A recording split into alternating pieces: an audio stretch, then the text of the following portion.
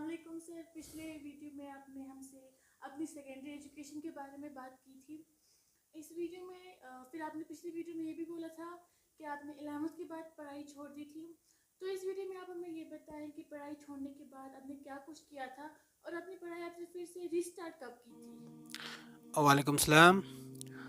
تو جیسا کہ میں نے آپ سے پچھلی بار جب بات کی تھی تو میں نے بولا تھا کہ میں نے 11ویں کا ایگزام پاس کر کے پھر مجھے لگا کہ پڑھائی جو ہے وہ میں کنٹینیو نہیں کر پاؤں گا، کیونکہ یہ 1995 کی بات ہے جب میں نے 11ویں کیا، اور 1995 میں government of India, central government of India جو ہے وہ person with disability act after 48 years of its independence بناتا ہے. تو کشمیر میں اس کے 3 سال بعد یعنی 1998 میں پرسن ود ڈسیبلٹی ایکٹ بنتا ہے.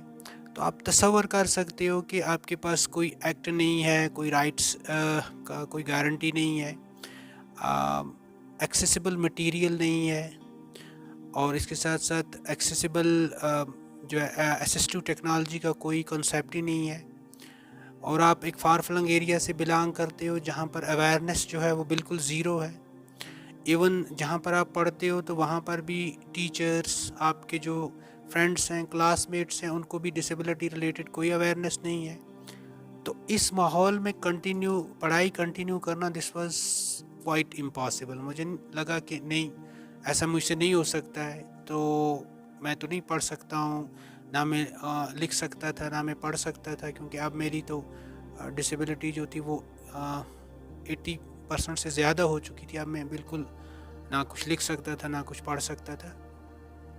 تو اس ماحول میں مجھے لگا کہ نہیں، پڑھائی کو خیر بادی کہنا جو ہے وہ زیادہ بہتر ہے. لیکن اب تصور نہیں کرو گے کہ پھر جب میں نے پڑھائی چھوڑ دی، اور گھر کا بھی جو تھا فیملی پریشر بھی تھا کہ آپ نے پڑھائی کیوں چھوڑی، اور دوسرا جو تھا کہ پڑھنے کے ساتھ میرا بڑا شوق تھا. آج بھی میرا پڑھنے لکھنے کے ساتھ جو ہے بہت زیادہ شوق ہے.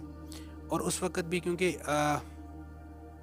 اللہ تعالیٰ یا بھگوان یا جس کو بھی جو لوگ مانتے ہیں، تو اگر کسی چیز کی ہم کمی رکھتا ہے کسی بھی اپنے بندے میں، لیکن کچھ نہ کچھ اس کا کمپنسیٹ بھی کرتا ہے. یعنی کمپنسیٹ ان دا سینس کہ سب سے بڑی جو میں نے دیکھا ہے کہ ہم اسپیشلی ایبلڈ یا ڈفرینٹلی ایبلڈ یا ایون ڈسیبلس آپ بولو، تو ہم میں سب سے بڑا جو کمپنسیشن یا اللہ کی طرف سے جو ایک کوالٹی دی ہوتی ہے کہ پیشنس ہم میں بہت ہوتا ہے. ہم اس چیز کو برداشت کر لیتے ہیں.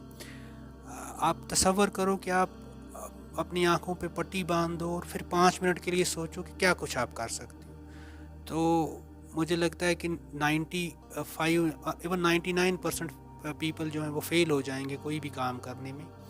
لیکن ہمیں اللہ نے کچھ ایسا ہی رکھا ہوتا ہے اندر سے ہی کہ ہم چیزوں کو بھانپ لیتے ہیں، اور ہم پھر وقت کے ساتھ ساتھ یا وقت ہمیں سب کچھ سکھا دیتا ہے کہ کس چیلنج کا کیا رسپانس دینا ہے. تو میں آپ کو بول رہا تھا کہ پڑھائی کے ساتھ بڑا لگاؤ تھا، اور میں اکثر بیشتر خواب میں دیکھا کرتا تھا کہ میں یونیفارم لگا کے اور بیگ اٹھا کے اسکول جا رہا ہوں.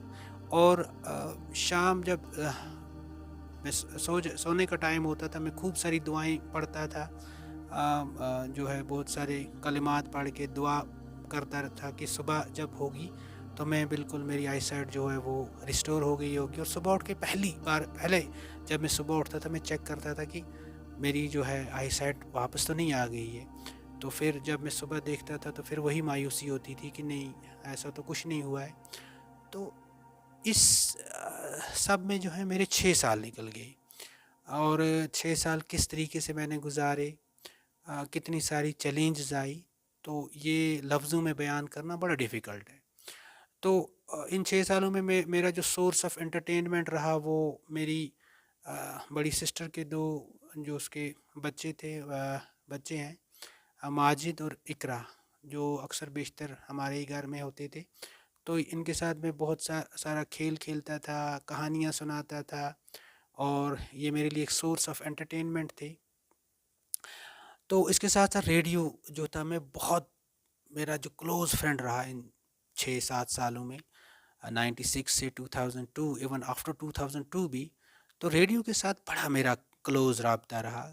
میں ہر کوئی پروگرام سنتا رہتا، چاہے وہ انگلش، اردو، کشمیری، ایون پشتو، سنسکرت، جو بھی پروگرام ہوتا تھا، پنجابی، ڈوگری، سب پروگرامز میں بڑی شوق سے سنتا تھا، کیونکہ مجھے لگتا تھا کہ جو میرا یہ تھرسٹ آف ایجوکیشن ہے تو یہ کہیں نہ کہیں ریڈیو کے تھرو کمپنسیٹ ہو رہا ہے، کیونکہ اس وقت آپ کے لیے جو ایک ہی سورس آف ایجوکیشن یا انفارمیشن تھا، دیٹ واز ریڈیو.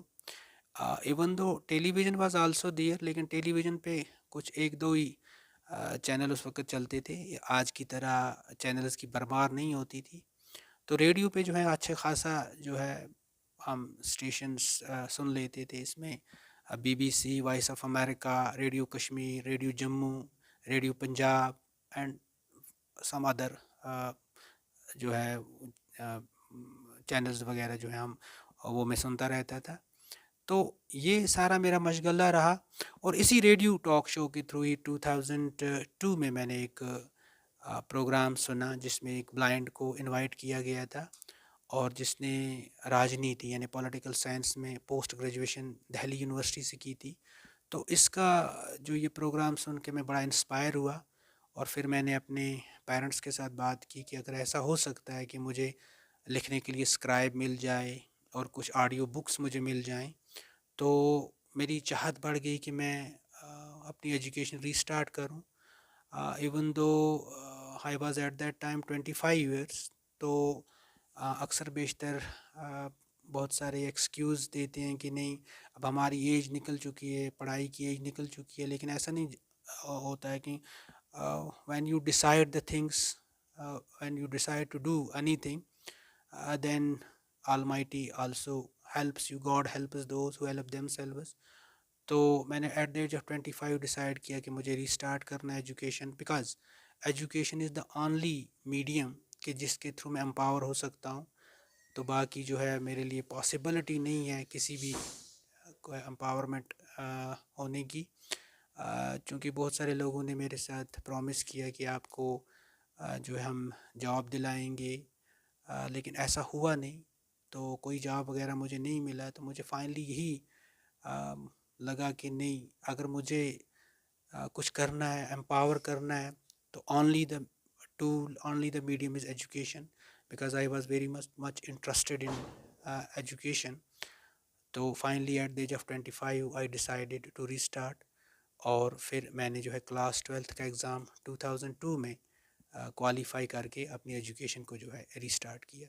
انشاءاللہ آگے بات کریں گے آپ سے کہ کیسے یہ سب کچھ ہوا، اور پھر میں نے آگے اپنی ایجوکیشن جو ہے وہ کنٹینیو رکھی. پھر میں نے کبھی پیچھے مڑ کے نہیں دیکھا، and year after year I got so many these success, and now this was all about my this life during those stagnant years.